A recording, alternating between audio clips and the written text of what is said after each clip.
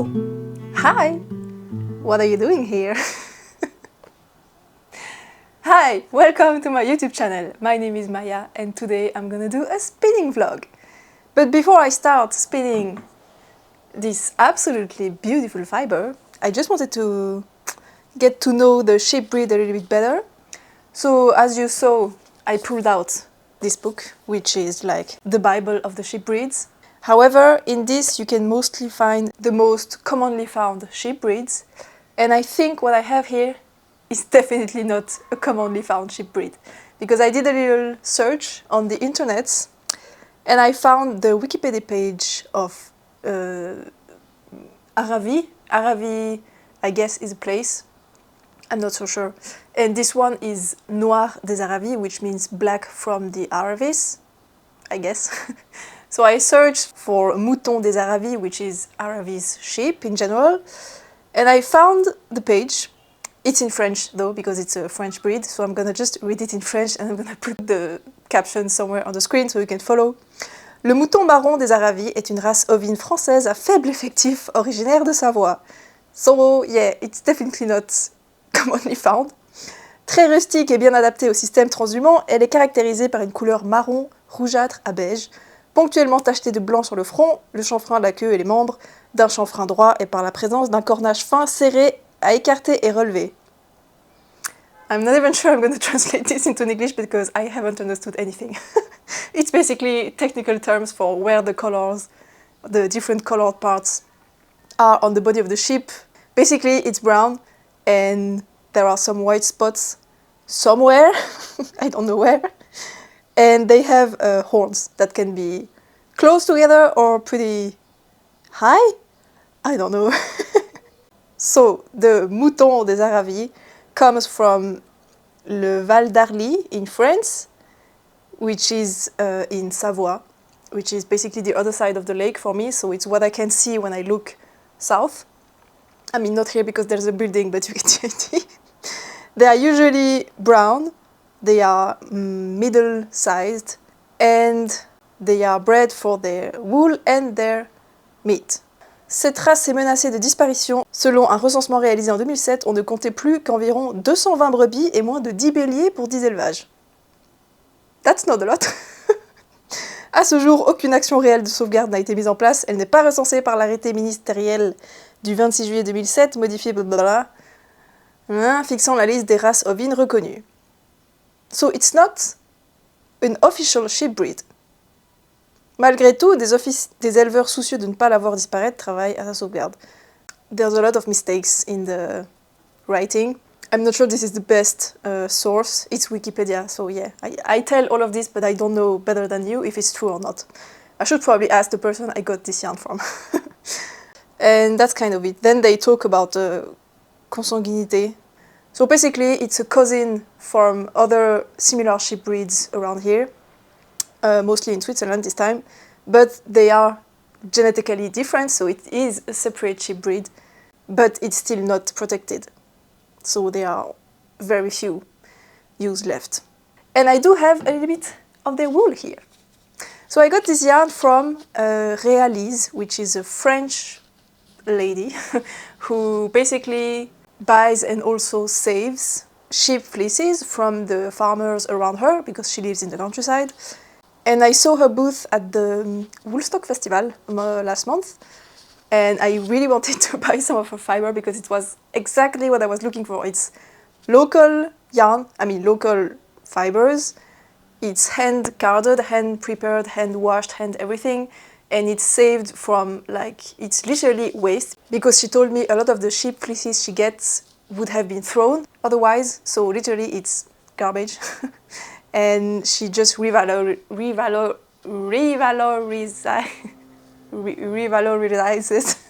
them, which is awesome. It's such beautiful fiber, so I'm just so happy to get to have my hands on something so precious and so beautiful, and I'm super excited to spin it. So as you can see, this is a carded bat, so it's not the usual comb top that I have been spinning up until now in the precedent spinning vlogs. So I would like to try spinning long draw, because that's a woolen type of spinning, to spin up woolen preparation, which would be the perfect match. I mean, it depends on what you want, but I would like to try that. And I have never tried woolen drafting, woolen spinning. So I'm just curious to try and see if I like it better than the short forward I have been doing up until now. So it's going to be interesting. I'm going to learn a lot, and I hope you're going to enjoy it. So first, before I start, I have to watch a tutorial because I do not know how to do woolen spinning, woolen drafting. I don't even know how it's called. I mean, I know the base idea is something where you have to, like, instead of doing short motions like this, you do long drafting and you let the twist go into the single and then you feed it into the spinner and then you do long drafting again. So I know the concept, but I'm not sure of the details of how to do it. So I pulled up a video from Gillian Eve. It's not exactly what I'm doing because it's long draw spinning techniques using Rolags. And I do have Rolags, I think you saw them before. And this is not a Rolag, but I think it's gonna work just as well. So I'm gonna go ahead and watch this video and then try the long draw spinning. In this tutorial, I'm going to show you how to spin woolen yarn using a supported long draw. This technique is called supported long draw because I use two hands to draft the fiber and control the twist. Gatekeeper controls the amount of twist let in, while fiber holder controls the draft. First, I'm gonna take one of these and lay it out and split it in half lengthwise. Roll it into one giant spiral and draft the whole thing from an end.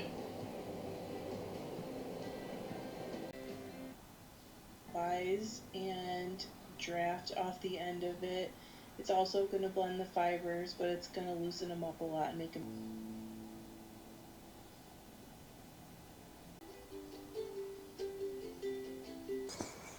Okay, so the supported long draw spinning tutorial was perfect. I actually remembered pretty well because I know I watched it before I got the spinning wheel because I was so excited to learn about spinning before I even got the tools to do it, that I like binge watched Gillian Eve's YouTube channel.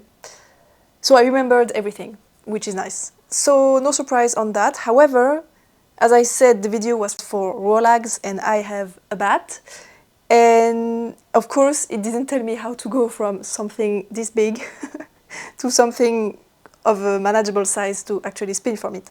So I've been looking for another video that explains 4 ways to separate or prepare a bat into something more spinnable. And I don't think I like any of them. I mean, more like either I don't have the tools or I don't want to do that. So the first one, where you divide vertically in the direction where the fibers have been not combed, so prepared. So I would divide it lengthwise like this and then spin from the sections. But then, I don't know, I feel like I would lose a little bit of the fluffiness of the thing because I would be in the direction it has been carded. So I would like to spin in this direction. So I have heard about spinning from the fold when you have comb top. So you have this long tube of fiber where all the fibers are aligned. You cut a little section, I mean you draft a little section like a bit like this.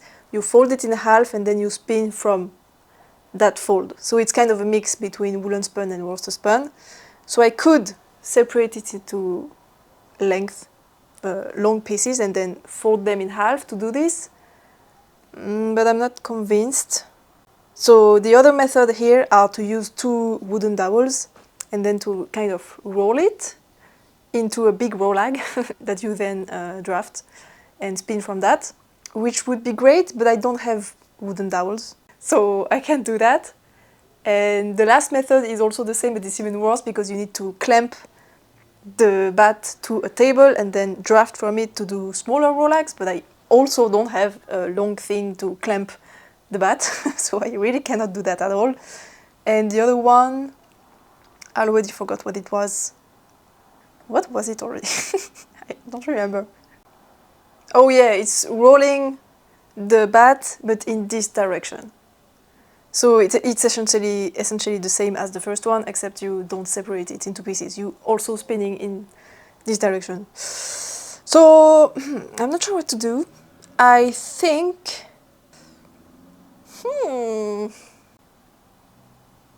Wait a minute. Look what I found! I just remembered I have those huge 15 millimeters needles. I have no idea what that is in US, but they are huge. Those are wooden needles I got from a kid from We Are Knitters. It's the first ever knitting project I did. I mean, except from the garter squares and scarves I did when I was a kid. Is to make my first ever knitting project, which was a pair of colorwork hat knit flat on these. So I actually do have dowels, I guess. So I could do the Rolag thing, except there is this thing here at the beginning, so it's... I can't really have them that close to each other. There is always a gap here, but maybe I can make it work. There. Yeah, it's not too bad. Maybe I should do this on a flat surface. I kind of want to do it in 2 pieces. So maybe I can, like... I'm not sure. I'm not sure what to do. Can I like put it away here? Oh! Okay, so now I have one. And if I take those out... Ta-da! Oh, it's pretty tight. Okay, perfect. And it holds up. That's amazing. Awesome. So I'm gonna be able to spin from this. I should maybe pre-draft it, like she showed. I'm not sure. I'm gonna try to pre-draft this first one. And then see if I like it. And maybe don't do it for the second one, just to see the difference. Worst case scenario, I can stop spinning and pre-draft the second one as well if I find that it's a bit too difficult to do it that way. Oh, that's looking good. I'm really happy I found the 2 big knitting needles because this is awesome. I'm so excited to spin it. I'm also really glad I separated the bat in 2 because it's already pretty thick.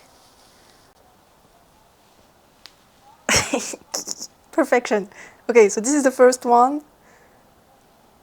And then the second one.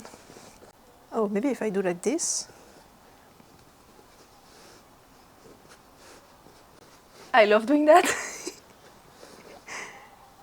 There, then I take this out. And this one. And I have my Rolag. Okay, perfect. So I'm gonna set this aside and start spinning from this giant thing. Okay, so first Z-twist. I'm gonna turn the speed to the minimum, set the brake or tension thing or whatever. But now, when I spin, usually I'm like right in front of the thing, like so. But if I want to do the long draw thing, I need to like have it on the side somehow. And I'm not sure which side I would want to be. I guess like this and draft with the left hand. Or is it more... I don't know, I feel like it's more natural like this. So maybe I turn myself and I turn this here to be in this position. Okay, I think this is good. Right, so maybe further. Yeah, kind of. I have heard that it can kind of hurt the back because you're doing like a spinning motion like this with your back, or hurt your shoulder or something, so I'm just gonna have to pay attention to that and see if this is a good position or not. It's already stressing me out. So, pinching with the right hand. This is not working. Okay, pinching and then drafting. Okay.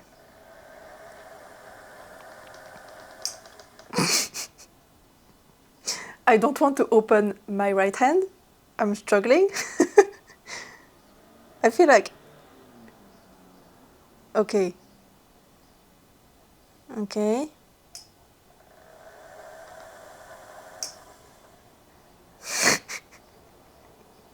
It's so difficult to like unlearn the other method. Okay, let's try again.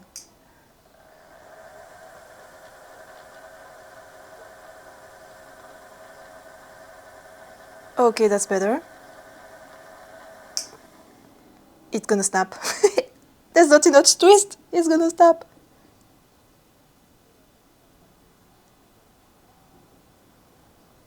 Alright. Let's see what happens.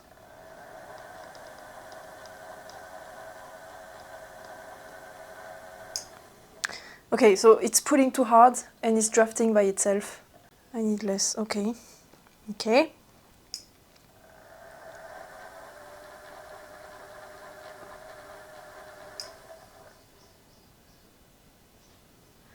Still too much.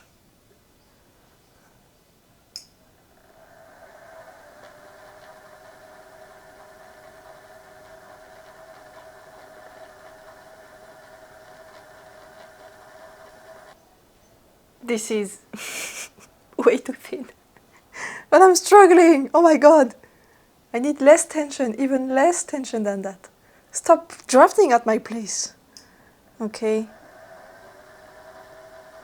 There. That's better. Okay.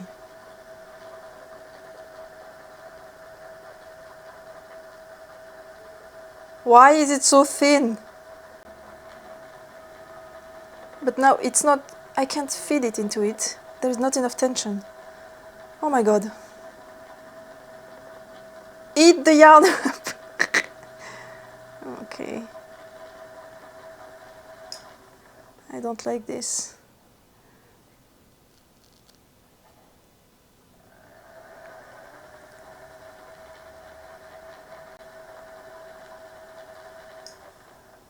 I think it's spinning too slow. There.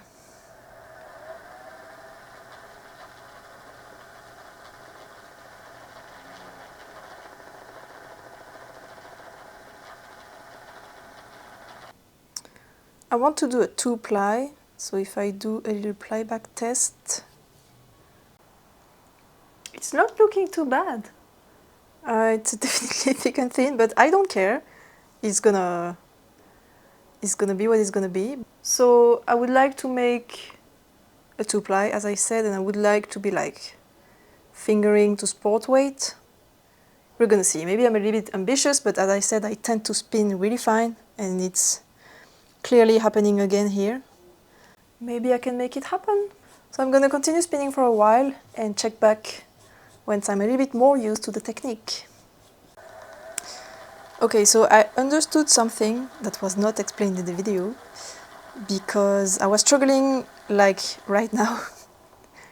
My thread is so thin, you can barely see it, and I didn't understood why, and I couldn't figure out how to make it thicker. But what I think is happening is that the more twist I let into the, I think it's called the drafting triangle, or is it a drafting triangle if you're doing long draw, I don't know. But the more twist I let go into this part when I open up my hand, and the more fiber it's gonna grab. So if there's not enough twist and I draft, it's gonna grab very few fibers and it's gonna be super thin. But if I wait with my hand open and I let more twist come here, then it's gonna grab more fibers. But I have to wait very often with my hand open, so I'm gonna turn up the speed a little bit. Okay, that's a bit better. That's a lot better. Okay. No, it's too thin again. All right. I also have a lot of the, not neps, but thick and thin sections, and I just can't help but go back and fix them like this, because I'm kind of used to the smoothness of worsted spinning, and I know woolen spinning is a bit more forgiving, so I shouldn't be as, and I am not as, oh goodness, this is too thin. Yeah, I'm trying to let more of those go, but it's really difficult, which makes me question if I'm not a worsted spun girly. Like, am I really gonna enjoy woolen spun as much as worsted spinning? I mean, short, forward, or whatever techniques, because I have to be, because I cannot be as perfect as I usually am with my singles. Maybe it's gonna teach me how to be more chill, so it might also not be such a bad thing, but I don't know if I like that or not. So yeah, I'm doing good progress, but maybe I should try without doing the Rolag, because I feel like this is not helping. It's making things more difficult, so maybe I'm gonna try to maybe I'm gonna try to separate this one lengthwise this time and spin it that way. Maybe it's gonna be less difficult to have a consistent spin. And also what I notice is that this fiber is very, very, very rustic. It's absolutely incomparable to what I've been doing up until now, because I've been doing like Rambouillet and Corriedale. So yeah, this is like really another world completely.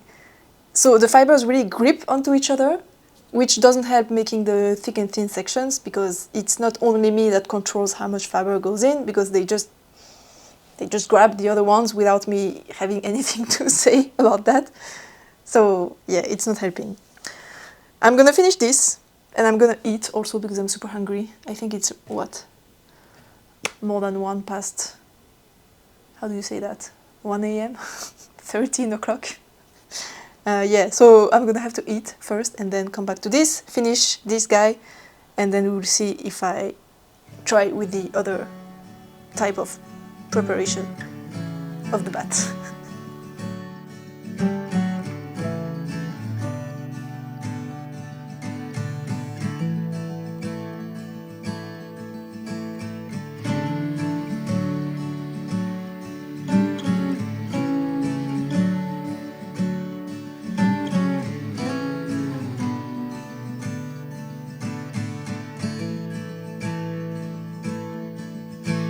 Summer air waves through her long soft hair. Faces just stop and stare, catching no light. So I hold you close, no matter where you go. Through all the rain and snow, I'll be close behind.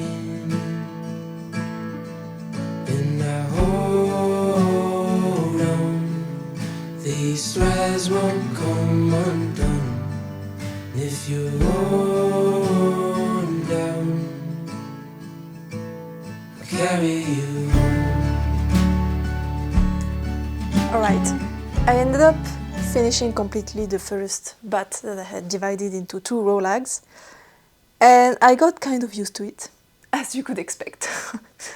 And now I'm unsure if I want to try a different preparation, because then maybe the spinning is going to be slightly different, and I think it's going to bother me that the yarn is not completely evenly spun the same way throughout.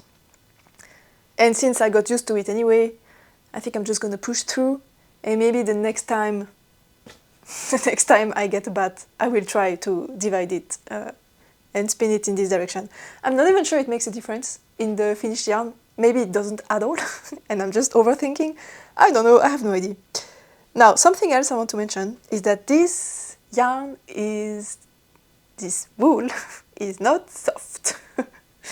I chatted with Liz, so the lady who prepared it, and she had a lot of different bats on her table, and I was like kind of touching them all, and she told me, oh, this one is good for felting, this one is good for like rug making, this one would be good for clothing because it's soft, blah blah blah.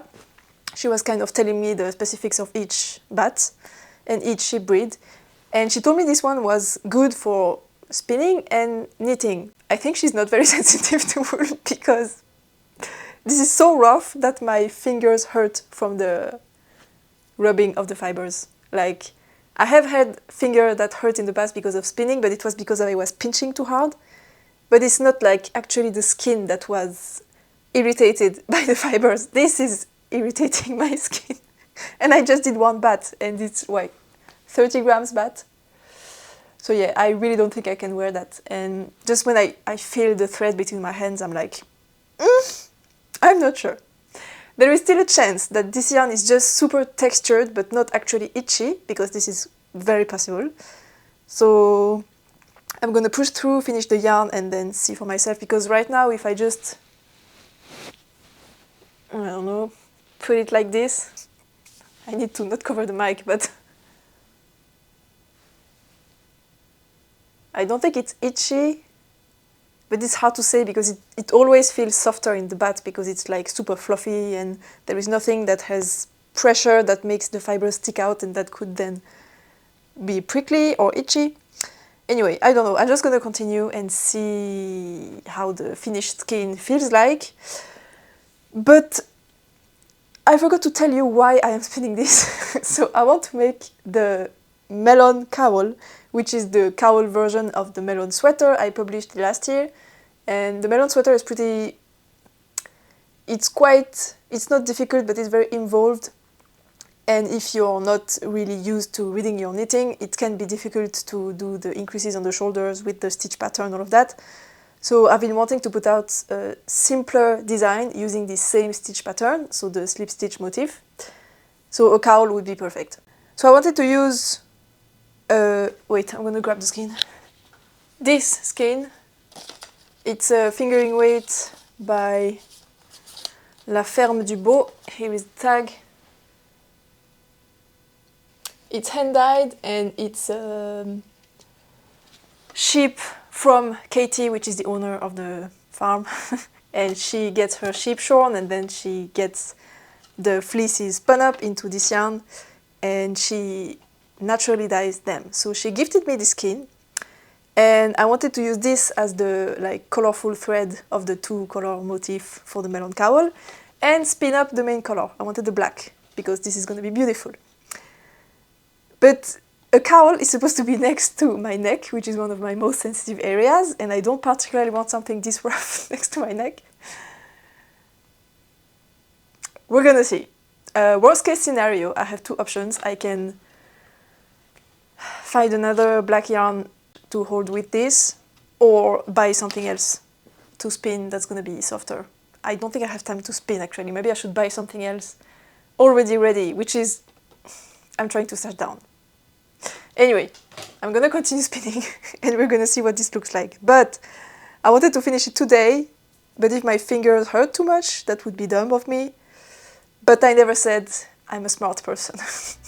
So let's continue spinning until it hurts too much. So I hold on, these threads won't come undone if you hold down, carry you.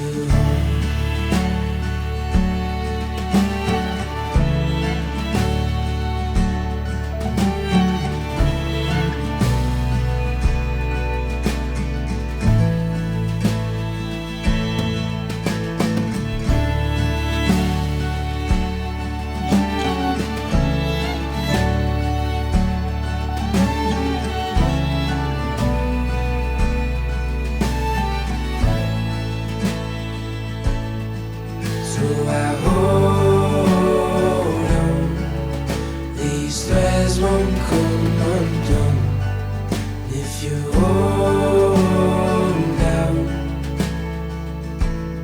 carry you.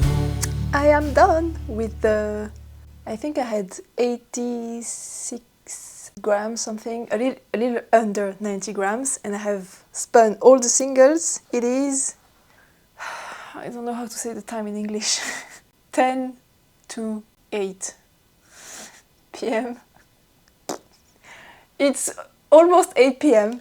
and I'm hungry again And I think I'm gonna let those rest for today, and I'm gonna apply them probably tomorrow night or maybe on Wednesday. I don't know. But I'm just gonna let them rest. I think I managed to have them pretty equal. And just as I thought, my finger really hurt. Like, not my fingers, but my skin really hurts. However, I have been thinking about something. It's that yesterday I climbed outdoors and I climbed really hard.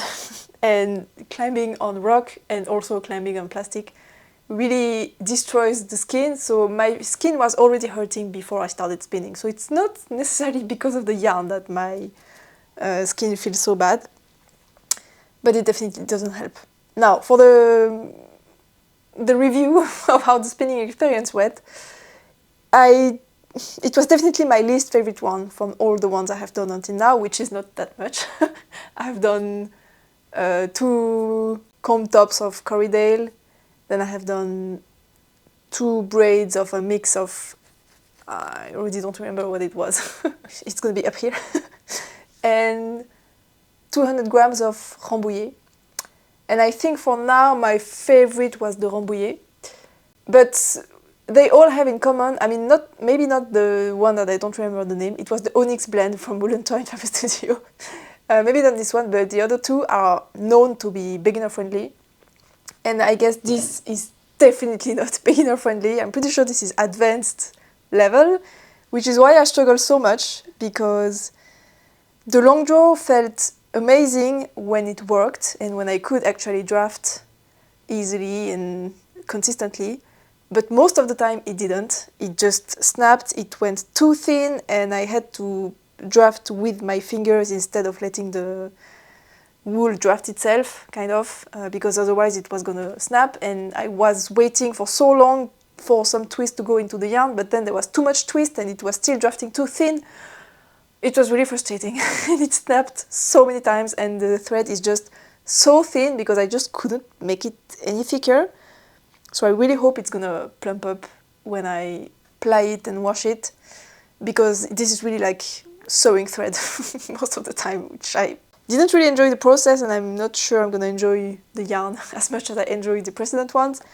We're gonna see, but I don't think it's the problem of the actual fleece in itself. I think it was just too difficult for my level of spinning.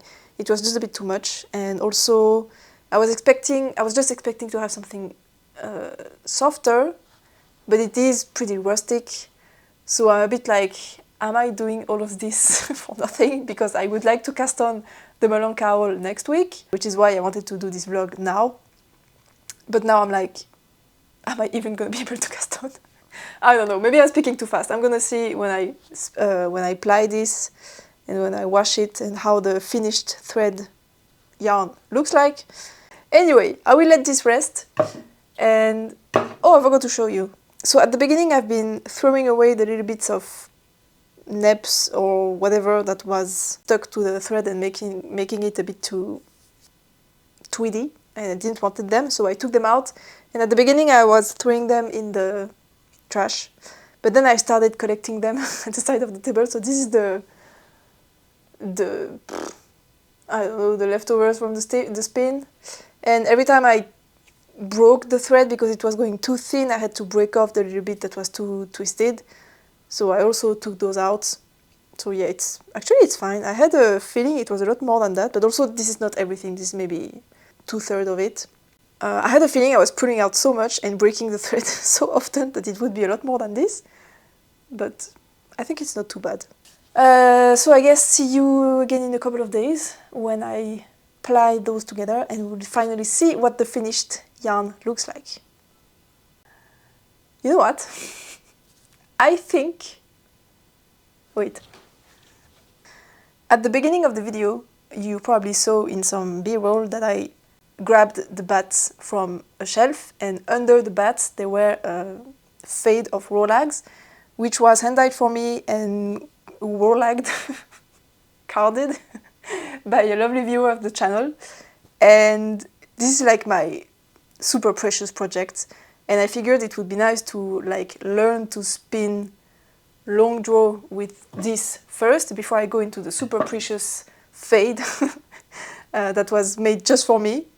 But now I'm wondering if maybe spinning long draw with this fiber, that's actually I don't know what it is. Nora told me it's an unknown fiber, it's wool, but she doesn't know what it is.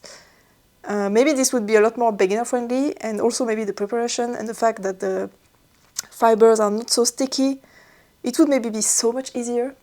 So there is the whole fade, and this one was extra. It's not part of the fade, it's a bit too green compared to the other colors that are really like teal and blue.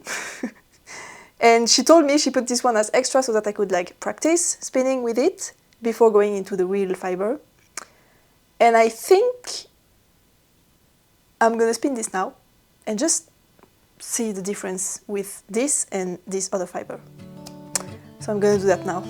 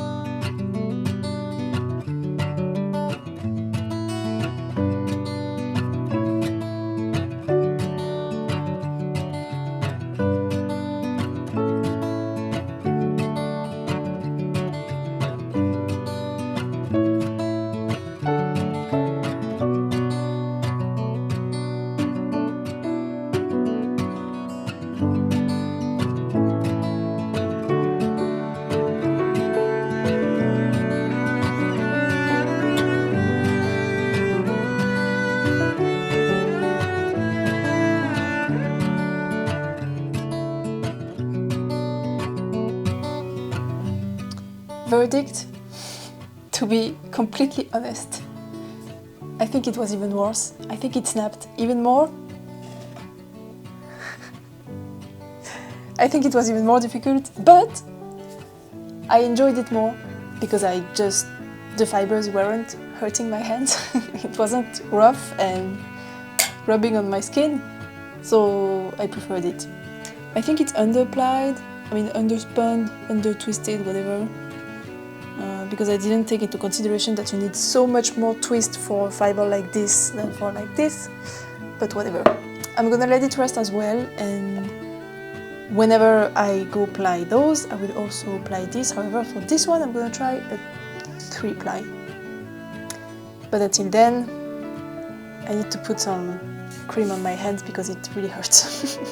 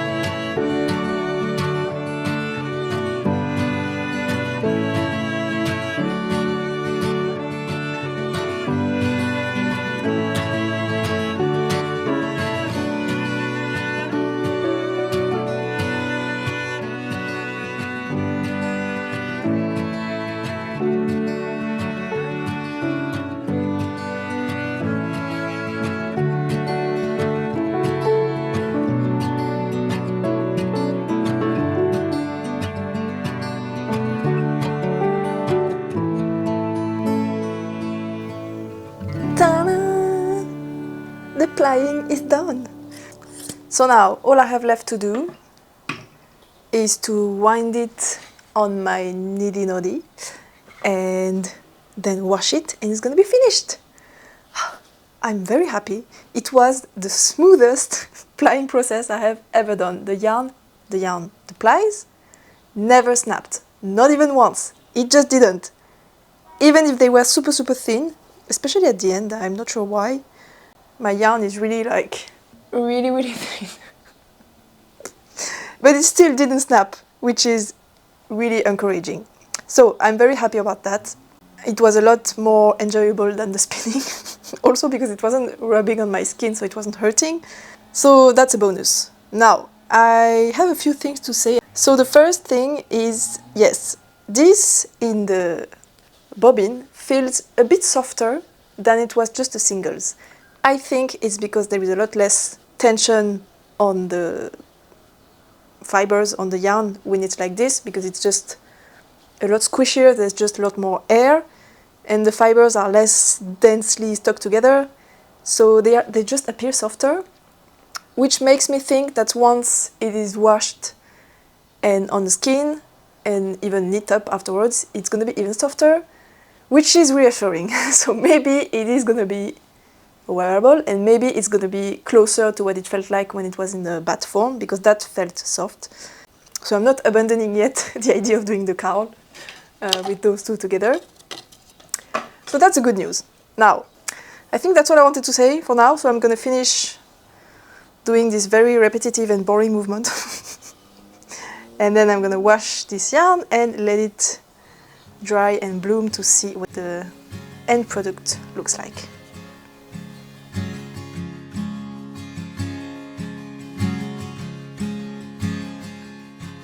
Took a long time to know what I wanted, and now I do, and I will wait on you. Took a long time to know what I needed, and now it's clear whenever you are near.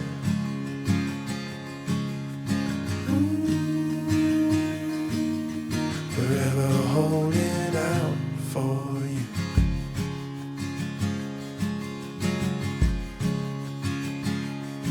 It took a long time to find what I was looking for, and when it did, it all fit together. It took a long time to see what was in front of me. I can't lie, no matter how I try.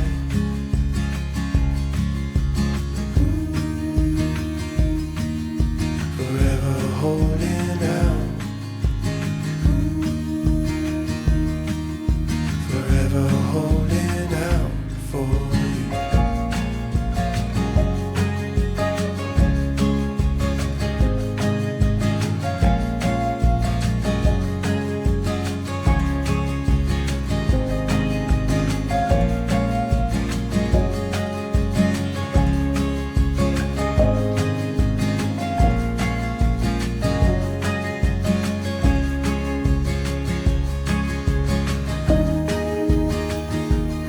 Welcome back.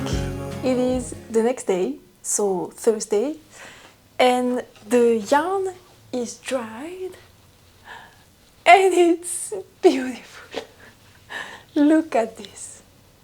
It's so plump, it's so lightweight, it's so squishy, and it is kind of soft. It's definitely very rustic, but oh, it's probably itchy too. I don't really know, but I think it is soft enough for me to try and make the cowl. And I have another cowl that's, the yarn is actually very similar to this. It's an inclinations cowl, and I used a black yarn and a lighter color. Actually, it's a very similar color palette than those two. It's not intentional. Anyway, and it is a little bit itchy, but since the cowl is not too close to me, it's fine. But also for this one I used mohair, and maybe the fluff of mohair helps a little bit. I have no idea, I don't know. It is soft enough for me to try and make the cowl, so crisis averted. I don't have to buy more yarn to do this project, which is excellent, and I'm very, very happy and relieved by. And regarding the weight, I haven't done the wraps per inch. I don't really do any of these because from my experience, you can do all the calculations you want, and then the yarn just behaves however it wants to behave in the end when you knit it up. So I'm just gonna knit and see which needle size I'm gonna use. Because the melon cowl is gonna be gaugeless, because you're gonna you're gonna knit 2 dimensions and not a certain amount of stitches, so you can use any yarn weight you want. So yeah, I don't think I need to be too precious about the yarn weight. Plus, with this kind of slip stitch pattern, I think it's fine if I have 2 yarn weights that are a little bit different. Plus, this one is supposed to be fingering weight. It really looks like a sport weight, even DK, to be honest. It's so plump, it's just so thick. And yeah, it is 400 meters, but also it's just thicker. So this one I have calculated, so my Niddy Noddy is 1.8 meters, and I did 170 wraps. So that's a bit over 300 meters. I already forgot the exact number.